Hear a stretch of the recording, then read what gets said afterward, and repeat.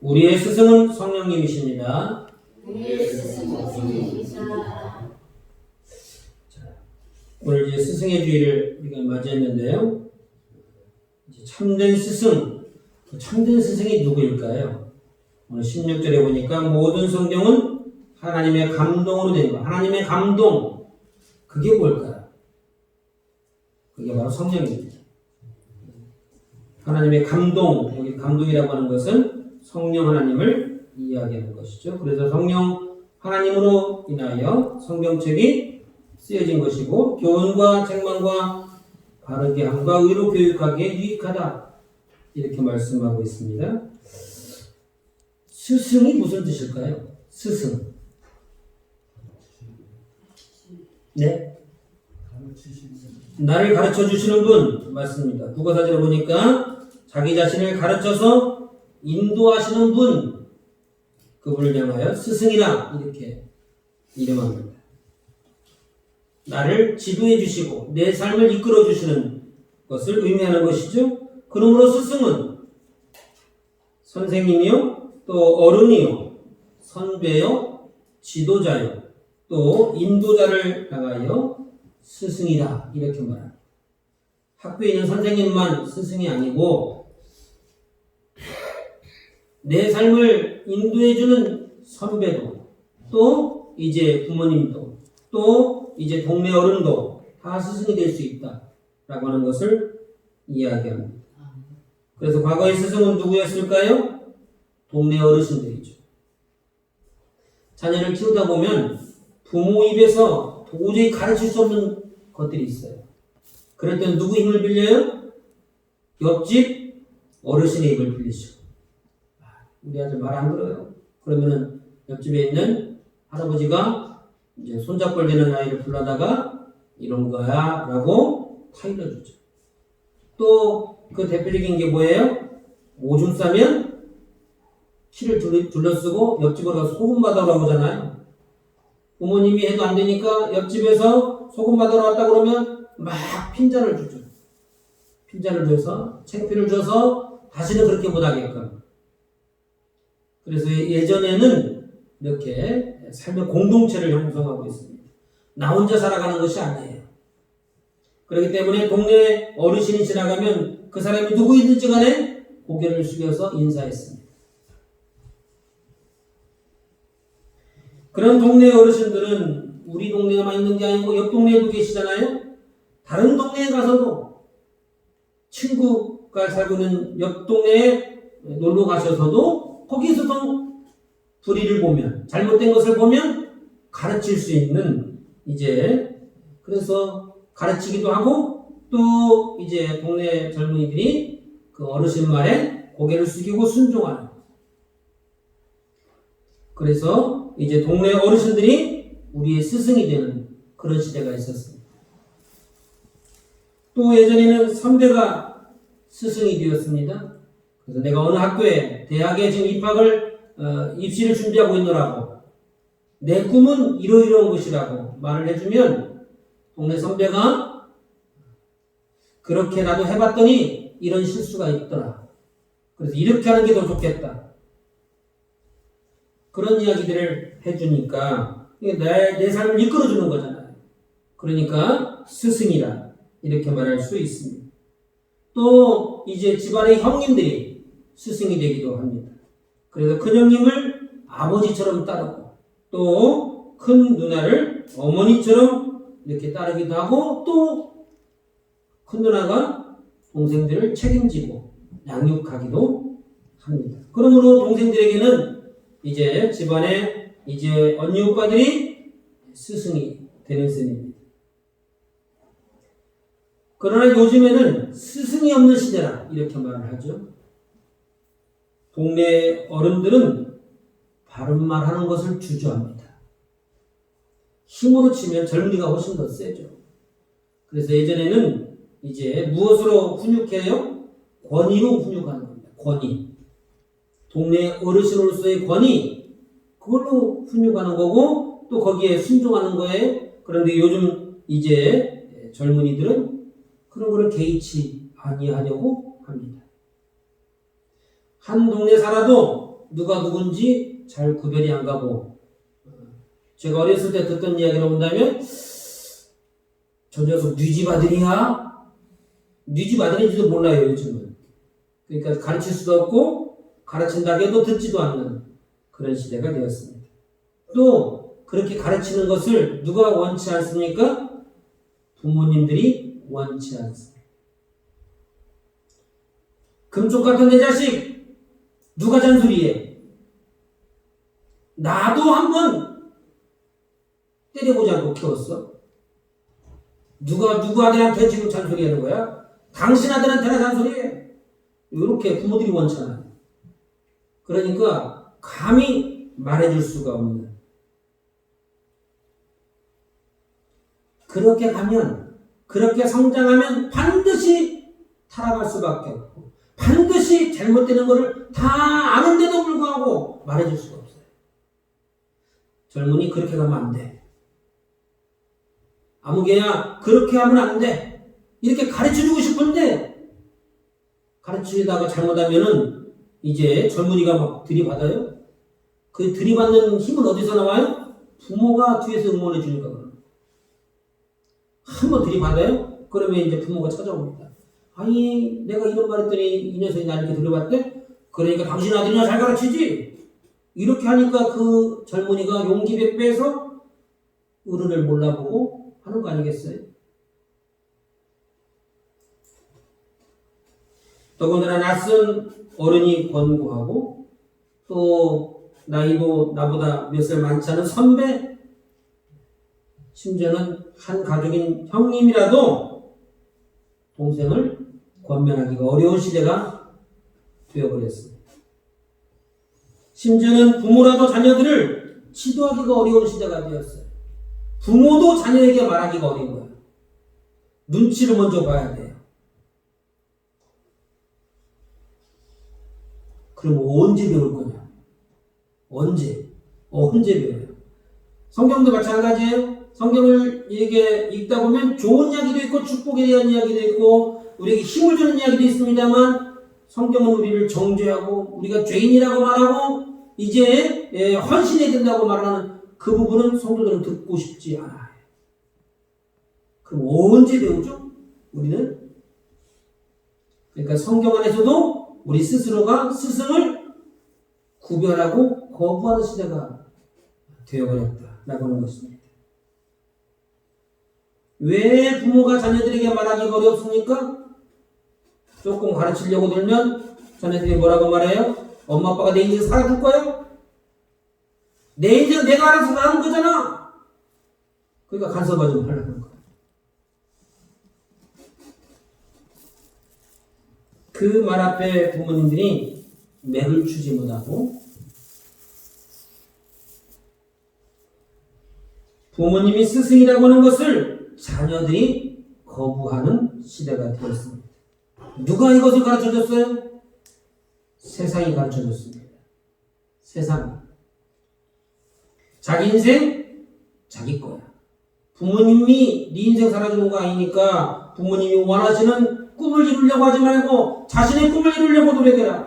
들어보면 참 맞는 것 같은데 거기에 부모에 대한 존경, 부모에 대한 이제 예의가 빠져 있으면 그 말은 굉장히 무서운 말이 되어 돌아오는 것입니다. 부모도 부정하는 시대에 선배나 형제는 말할 것도 없고 동네 어르신, 이웃집 아저씨가 감히 말하기는 더더욱 어려운 시대가 되어버렸습니다. 심지어는 학교에서도 선생님을 스승으로 여기지 않는 그런 시대에 살고 있습니다. 그러므로 이 시대에는 참 스승이 없는 그런 시대를 살아가고 있습니다.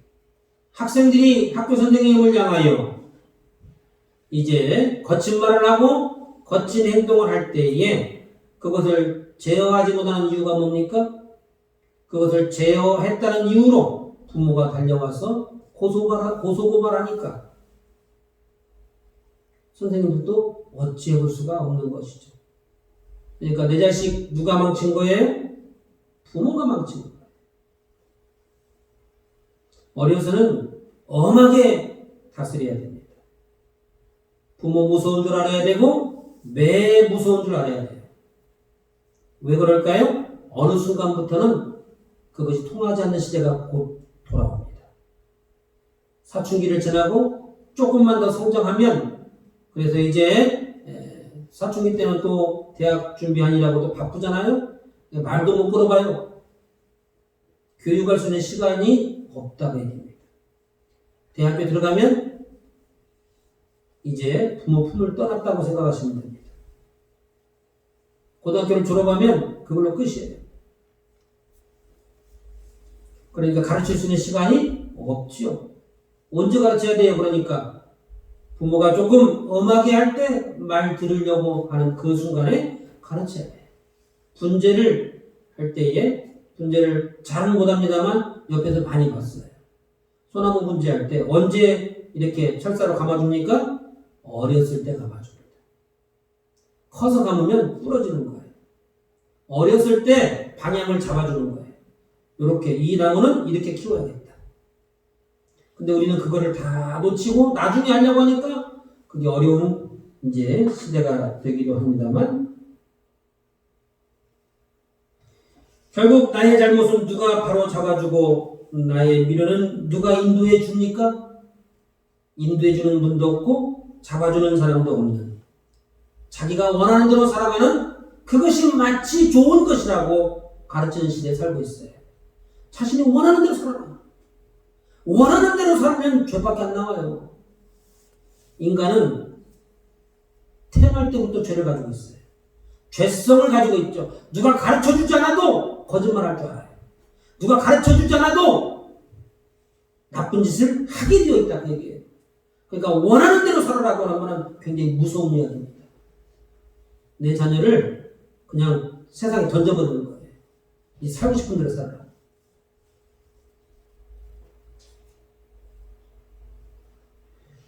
그러므로 이 시대는 혼돈의 시대를 살아가고 있습니다. 이것이 옳은지 그런지 알지 못하면서도 당당히 걸어가는 거예요. 본인이 원하는 대로 살아라. 본인이 꿈꾸는 대로 살아라. 그것을 당당하게 얘기하잖아요. 그것이 마치 좋은 것이냐 포장을 싹 해가지고. 이 시대는 자신의 원하는 대로 살 수 없는 시대입니다. 원래는. 왜 그렇죠?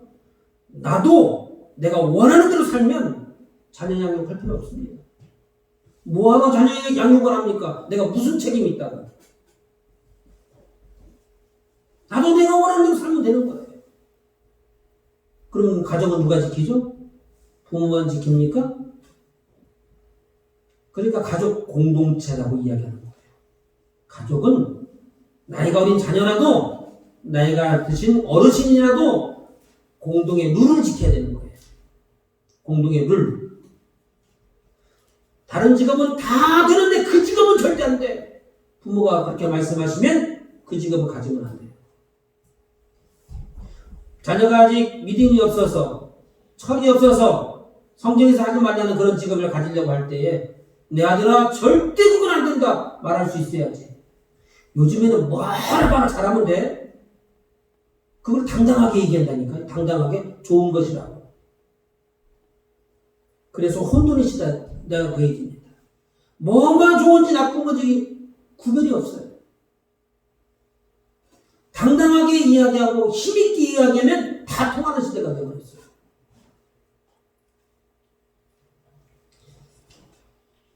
이런 것들이 습관이 되어서 문화가 되어버렸습니다. 나만 그런 게 아니고요. 온 세상 사람들이 다 그렇게 살아요. 그러니까 이것이 죄가 아니라고 느껴지는 거죠. 그래서 성경이 뭐라고 말합니까? 시대가 악하니라. 이렇게 표현합니다.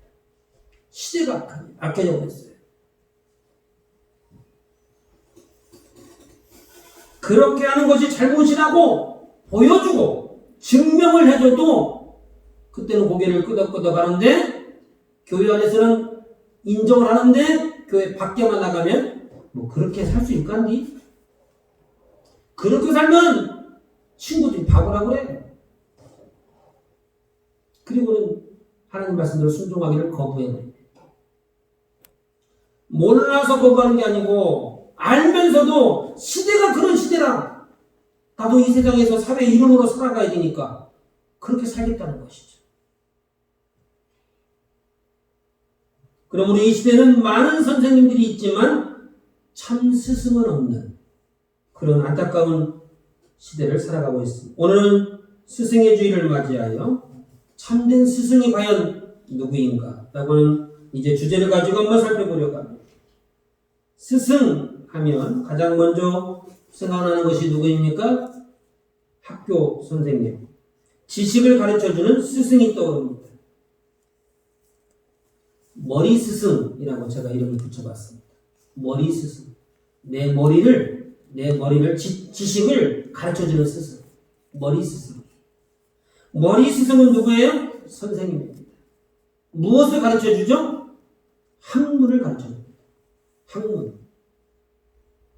그래서 이제 학문을 통하여서 자기 개발을 하게 하고, 그래서 공부를 이 아이는 공부에 재주가 있으니까 공부 쪽으로, 이 아이는 손재주가 있으니까 기술 쪽으로, 이 아이는 이제 타고난 이제 친화력이 있고 있으니까 이제 그런 쪽으로 자기 개발을 시켜주는, 그래서 그쪽 분야의 전문가가 되도록 그렇게 교육을 시켜줍니다. 그것이 나쁜가요? 나쁠 수 없죠. 왜냐하면 국가의 백년대계가 여기에 달려있기 때문에요. 국가에 인재가 다양하게 있어야 됩니다. 다양하게. 그러니까 각 분야의 전문가가 많이 있는 것은 나쁜 것이 아니고, 그러므로 자기 개발하는 것은 좋은 겁니다. 그러므로 학문교육, 머리 스승을 통하여 학문교육 받는 것은 우리의 미래를 위해서 마땅히 필요한 것이죠. 자본주의. 우리는 시대를 살아가고 있죠. 자본주의가 뭐예요? 자본을 많이 가지면 이기는 겁니다. 돈을 많이 가지고 있으면 이기죠. 그 돈이 자본인 거예요. 지식을 많이 가지고 있으면 이깁니다. 그 지식이 자본인 거예요. 기술을 가지고 있어도 마찬가지예요. 기술을 가지고 있어도 남들이 하지 못하는 기술, 똑같은 기술인데 노하우가 있어요. 조금 더 깊이가 있다. 똑같은 농사를 짓는데 이쪽 집 농사는 잘 돼요. 이쪽 집은 잘 안 돼요. 왜 그래요? 기술이 틀리니까 그래요. 그러므로 이제 머리 스승을 통하여 우리가 기술을 연마하고 지식을 습득하는 것은 좋은 일이다. 마땅히 해야 할 것이다. 자본주의를 살아가는 이 시대는 꼭 필요한 것이다. 이렇게 말할 수 있습니다.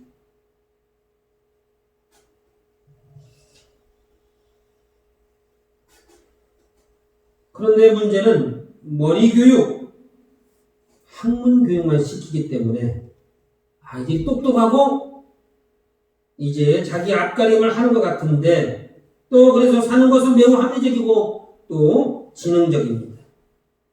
수단이 좋고 말솜씨가 뛰어납니다.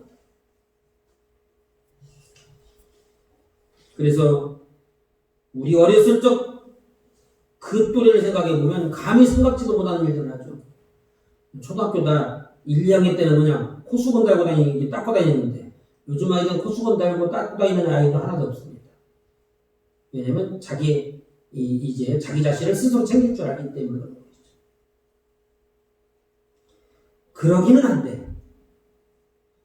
그 좋은 이제 지식, 좋은 기술, 좋은 말솜씨를 가지고 다른 사람들을 속이고 지능적으로 이제 속이고 약하고 우둔한 사람을 적당히 이용하기도 합니다. 우아한 거짓말, 법에 걸리지 않을 정도의 사기, 그것도 능력이라 인정받는 시대가 되어버렸어요.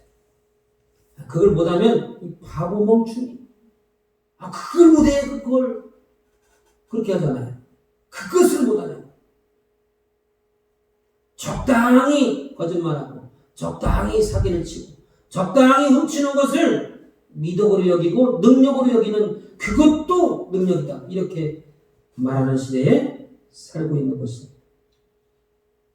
이런 교육 가운데 있으면 신앙생활도 그렇게 하려고 합니다. 이론적으로는 많이 알고 성경 지식도 넘쳐납니다만 그 마음에 성령 충만이 없고 뜨거움이 없고 순종의 삶은 보기 어렵죠. 알고 고개를 끄덕거리는데 순종하지 않아요. 내 식대로 산다는 것이죠.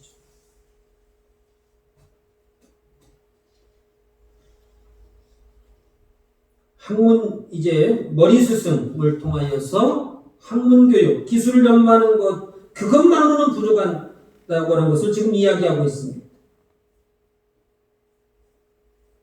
그럼 뭐가 더 필요할까요?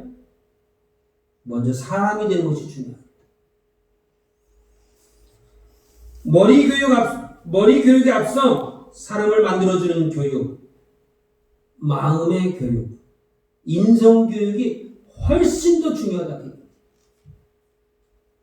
인성 교육이 빠져버리면 사람 죽이는 기술을 가르치는 줄도 몰라요. 서울대 나오면 뭐합니까?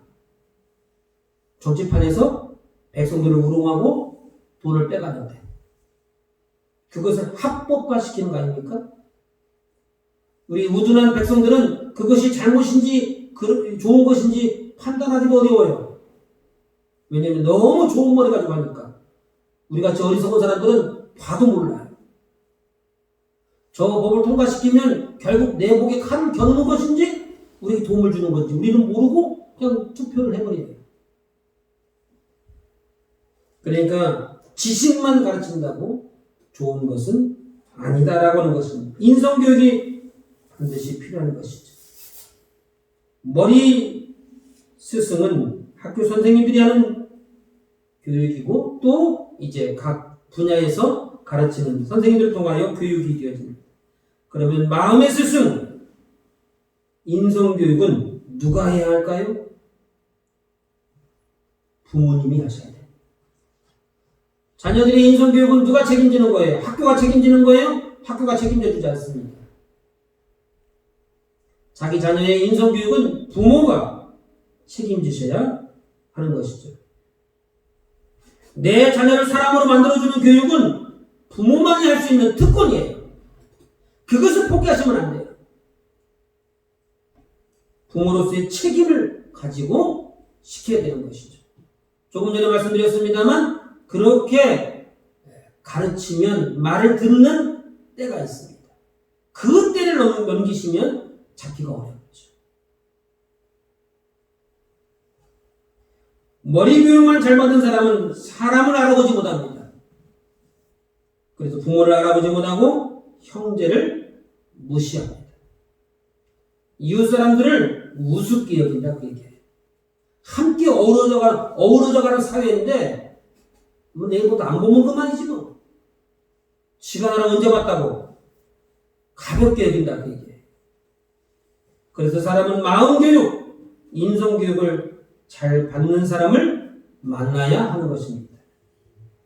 내 자식도 인성교육이 잘 되어야 됩니다만 특별히 사위나 며느리를 맞이할 때에 인성교육이 잘 되어야만 집안이 평안하고 문제가 없게 되겠죠?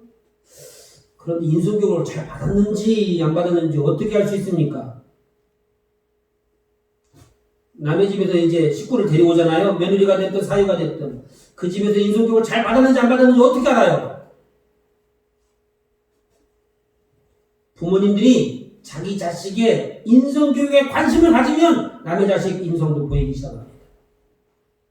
내 자식에 대한 인성을 이제 올바로 잡지 못하기 때문에 다른 자녀의 인성이 눈에 들어오지 않는 거예요. 우리 아들한테는 내가 어른 보면 꼭 인사라고 그랬는데 며느리는 어른 보면 인사할 줄 몰라? 비교가 되잖아요. 벌써. 내 자녀에게 인성교육을 바로 시키면 남의 자식 인성도 보이기 시작한다 그 얘기입니다. 그런 인성교육은 시간이 나는 대로 이렇게 짬짬이 가르칠 수밖에 없죠. 왜냐하면 바쁘니까 서로. 또 어린 자녀일수록 부지런히 가르쳐야 됩니다. 자녀가 성숙하기 시작하면 가르쳐도 배우지 않으려고 하는 그때가 오기 때문에 그런 것입니다. 그러므로 배움에도 때가 있는 법입니다. 인성교육이라는 게 뭔가요? 인성교육이라고 하는 것은 사람으로서의 도리, 사람의 됨됨이를 이야기합니다. 부모 자식 간의 도리, 형제 간의 도리, 이웃과 또 사람으로서 또 성도로서의 마땅한 도리, 그것을 말하는 거예요. 이것이 잘 형성되지 않기 때문에 신앙생활에도 그대로 투영돼가지고 하나님 앞에 성도로서의 도리를 하지 않는 거예요. 그걸 우습게 여기는 거예요. 하나님을 인격적 존재로 받지 않는 거예요. 보지 않는 거예요. 가고 싶으면 가고 싫으면 안 가고 쉽게 생각한다 그 얘기입니다. 이와 같은 인성교육은 세상을 살아가는데 매우 중요한 겁니다. 신앙생활에서도 결정적인 역할을 합니다. 이 인성교육이. 인성이 바르지 못하면 아무리 가르치고 말을 해도 믿음이 들어가지 않습니다. 변화가 나타나잖아요. 인성이 바르지 못하면 아무리 신앙교육을 시켜도 심지어 성령의 역사함을 경험해서도 나 옛날에 나 귀신도 쫓아내고 막 안전벨 일으키고 나 그랬던 사람이야? 근데 지금 그 사람 다 까먹어버려요. 왜요? 인성이 바르지 못하기 때문에. 하나님 앞에서 두려움이 없기 때문에 그런 거예요.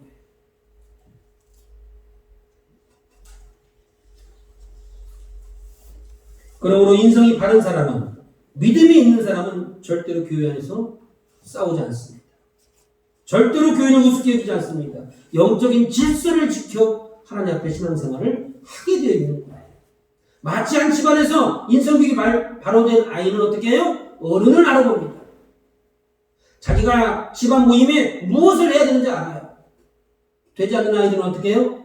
그냥 저 골방에 숨어가지고 드럼 누워가지고 나오잖아요. 심부름 시킬까봐, 설거지 시킬까봐 도망가버려요. 친구만.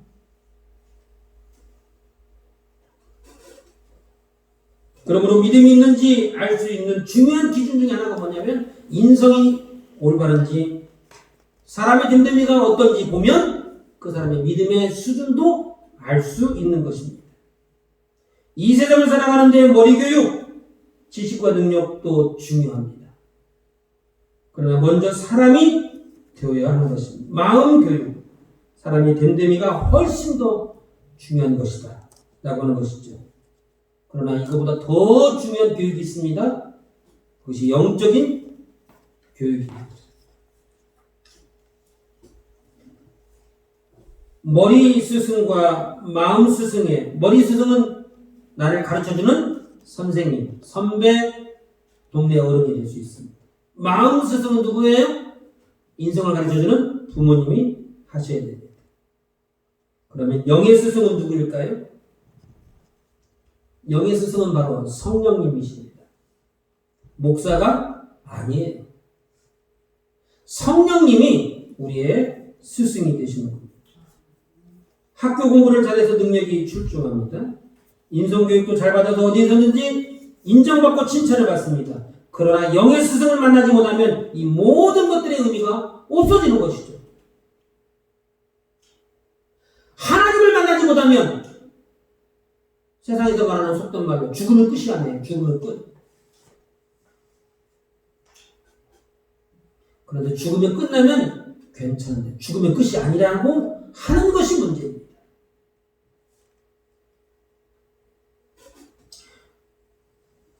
영의 스승은 생명교육을 시킵니다. 머리 스승은 학교 공부 또는 기술, 살아가는 데 필요한 여러 가지 자질들을 가르칩니다. 또 마음의 스승, 부모님은 인성교육, 사람의 됨됨이를 가르칩니다. 영의 스승은 생명교육을 시킵니다. 성령에 붙잡혀야만 구원받고 천국에 갈 수 있는 거예요. 교회에 왔다 갔다 한다고 천국 가는 거 아닙니다. 성령 하나님의 도우심이 아니면 천국에 갈 수 있는 자가 아무도 없습니다. 머리가 나빠서 공부를 좀 못하면 어떨까요? 손재주가 없어서 좀 기술이 좀 덜하면 어떻습니까? 인성교육을 제때에 하지 못해서 조금 버르장머리가 없어도 괜찮다 그 얘기입니다. 그러나 영의 스승, 성령께 붙잡혀서 천국에 가기만 한다면 이보다 더 큰 축복이 없는 줄 믿으시기를 바랍니다. 그러므로 내 자녀가 똑똑해서 좋은 직장, 돈을 많이 번다고 자랑할 거 없습니다. 내 자녀들은 어디 가서 손가락질 안 받고 칭찬받는다고 방심하지 마시기를 바랍니다. 이 모든 것들을 다 갖추어서도 천국에 가지 못하면 다 할 겁니다. 부모 손으로 자녀를 지옥으로 이끌어간 것과 같은 거예요. 내가 지옥 가는 건 괜찮아요. 내 자녀를 내 손으로 지옥으로 이끌어간다면 이보다 더 비참한 일이 어디 있겠느냐라고 하는 것입니다. 성령 하나님으로부터 생명교육을 받지 못하면 반드시 지옥에 가는 것입니다. 그러므로 이 모든 것들이 무슨 의미가 있겠느냐라고 하는 거예요. 사랑하는 성도 여러분, 우리 자녀들에게 영의 교육을 시키시기를 바랍니다. 요한복음 14장 26절에 이렇게 기록되어 있습니다. 보혜사 곧 아버지께서 내 이름으로 보내실 성령, 보혜사, 이게 보혜사가 누구라고 해요? 성령님이시다고요. 보혜사 곧 아버지께서, 하늘 아버지, 성부 하나님 아버지를 얘기해요. 내 이름으로, 예수 그리스도의 이름으로 보내실 성령, 그가는 누구예요? 성령님입니다. 그가 너에게 모든 것을 가르치시고, 모든 것을 가르치시는 스승이라 얘기해요. 모든 것을 가르치시고 내가 너에게 말한 모든 것을 생각나게 하시리라. 그러니까 우리 영의 스승, 참된 스승은 누굽니까? 성령 하나님이십니다. 누가 참된 스승입니까? 모든 것을 가르치시는 이, 곧 성령 하나님이십니다. 하나님 말씀을 듣고 배운 것이 생각나게 하시는 이가 바로 성령님이라 이렇게 말하고 있습니다. 그러므로 성령 하나님이 우리의 참된 스승이 되는 것을 믿으시기를 바랍니다. 말씀 맺기를 원합니다. 사랑하는 성도 여러분, 지금 여러분의 가정에 어떤 스승을 모시기를 원합니까? 머리 스승을 이제 통하여, 선생님들을 통하여 세상을 사랑하는 기술을 배우고 돈을 버는 그런 기술을 배우기를 원하십니까? 그것도 필요한 것입니다. 하지만 그로부터 학문교육을 아무리 받아도 마음의 스승보다는 못한 것입니다. 먼저 사람이 되지 못하면 그것이 흉기가 되어서 부모를 공격하고 형제를 무시하는 도구가 되기 때문에 그런 것입니다.